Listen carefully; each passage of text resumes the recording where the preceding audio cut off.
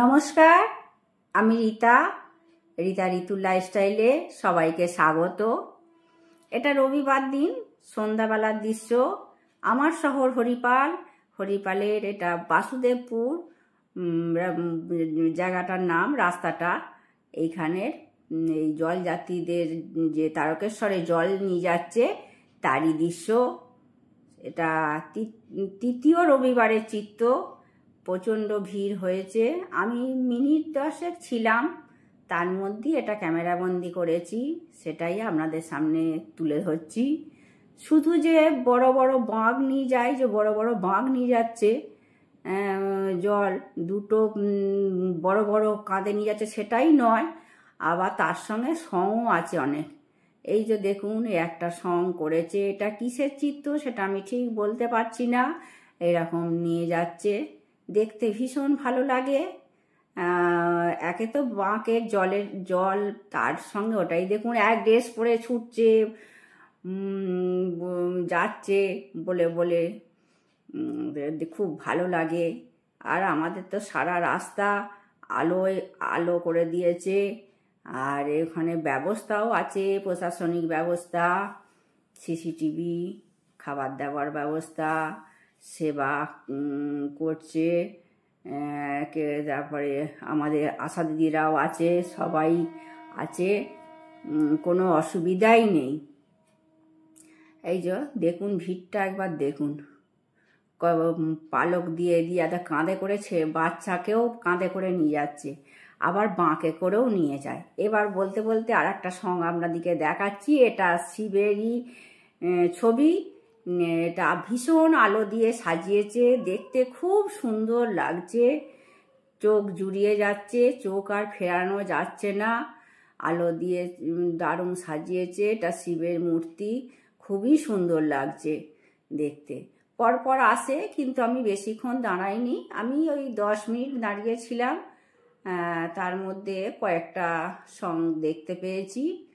একে বাঁকগুলো জল নিয়ে যায়, সে তার ওয়েট আছে, তার ওপর এইগুলো কাঁধে করে বয়ে বয়ে তারকেশ্বর পর্যন্ত নিয়ে যায়। আজকে সোমবার, সেই জন্য নিরামিষ খাবো। সকালে পুজো টুজো হয়ে গেছে, নিরামিষ রান্না করছি। এটা হচ্ছে করলা আলু ভাজা।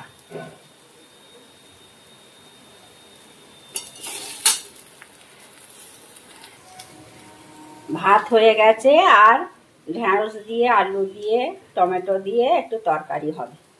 করলা আলু ভাজা হয়েছে, আর ভাতে দিয়েছি, আলু ভাতে আর ওল ভাতে দিয়েছি। আচ্ছা, আদাটা এবার বেটে নেবো।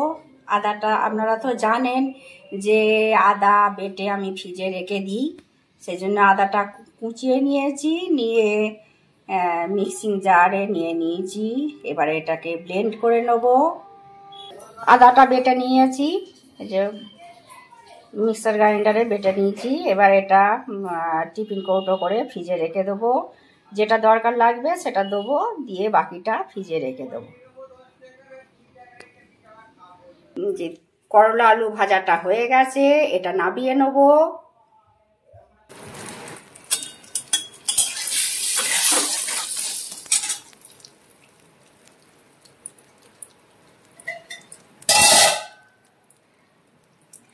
তেল দিয়ে দিয়েছি, নুন হলুদ দিয়ে দিয়েছি। এবার ঢেঁড়স আলুর তরকারিটা করে নেব, ওই জন্য ঢেঁড়স আলু টমেটো দিয়ে দিচ্ছি। এবার ভালো করে এটা ভেজে নেব, চাপা দিয়ে দিয়ে ভেজে নেব, তাড়াতাড়ি সেদ্ধ হয়ে যাবে। ভেজে নিচ্ছি, ভাজা হয়ে গেছে। এবার মশলা দিয়ে দেবো, বাতাসা দিয়ে দিচ্ছি গুড়ের, আর এই পেস্ট করেছিলাম এইটা ধুয়ে দিয়ে দিচ্ছি। বেশি তো আদা লাগবে না, তো হয়ে যাবে, বেশি আদা দিলে ওইটাই দিলাম, একই হয়ে যাবে।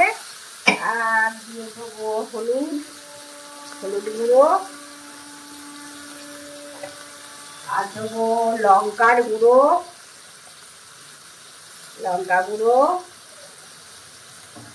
আর দেবো জিরে গুঁড়ো, আর কিছু দেবো না।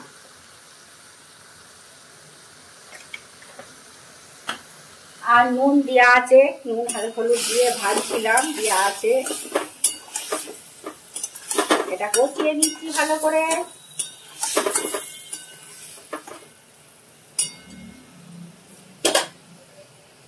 এবার জল দিয়ে দেবো, জল দিয়ে দিচ্ছি, দিয়ে ঢাকা দিয়ে দেবো। ঢাকা দিয়ে দিলাম। আর এদিকে দুধটা জাল দিতে দিয়েছি, 1 কড়া দুধ। কালকেও জাল দেওয়া হয়নি, দিয়ে গেছে আলসের দুধ, আজকের আলসের 1 কড়া ভর্তি হয়ে গেছে। দুধটা জাল দিয়ে নিচ্ছি। ওই ভাতে দিয়েছি কিছু, আর 2টো তরকারি করে নিলাম। কিছু শুকনো খাবো, কিছু দুধ দিয়ে তরকারি দিয়ে খাবো। ওই যে ঢেঁড়সের তরকারিটা হয়ে গেছে, এবার নামিয়ে নেবো। এদিকে দুধটাও জাল দেওয়া হয়ে গেছে, দুধটা জাল দিয়ে নিচ্ছি।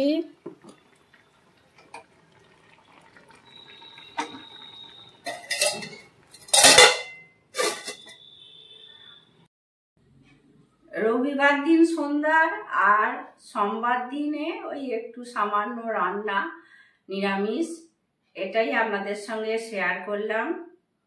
যদি ভালো লাগে লাইক, কমেন্ট, শেয়ার ও সাবস্ক্রাইব করবেন। আর আপনারা ভালো থাকবেন, সুস্থ থাকবেন। দেখা হচ্ছে পরবর্তী ভিডিওতে।